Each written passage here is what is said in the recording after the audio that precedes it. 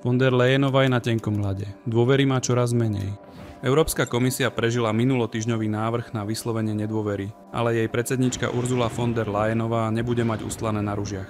Návrh na jej odvolanie podporilo 175 poslancov, 360 bolo proti a 18 sa zdržalo hlasovania. Jej zotrvanie vo funkcii si teda žiadalo o 41 zákonodarcov menej, než ju do nej pred rokom zvolilo.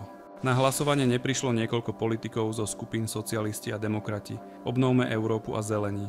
Vyjadrili tak nespokojnosť, že komisia sa v otázke migračnej politiky a klímy pridáva na stranu pravicových strán. So, it is time for Europe to once again think big and write our own destiny. Na to, aby si udržala ich podporu, Leyenová slúbila, že v novom rozpočte EÚ neškrtne prostriedky pre sociálny fond. Nie je však jasné, ako to zladí s rastúcimi výdavkami na obranu, podporou Ukrajiny a so splácaním covidového dlhu. The future of Ukraine is in our union.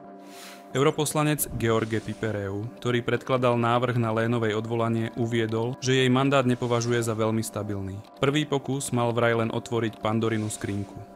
Podľa zdrojov z Europarlamentu by zoskupenie Patrioti pre Európu maďarského premiéra Viktora Orbána mohlo po lete predložiť nový návrh na vyslovenie nedôvery Európskej komisii. Opět se potvrzuje, že paní předsedkyně nechápe, nebo spíše nechce chápat svou pozici a své hranice. A to je nepřijatelné. Leyenovú tak v blízkej budúcnosti čaká rozpočtová bitka, politické manevrovanie a možno ďalší zápas o dôveru. Tej má čoraz menej.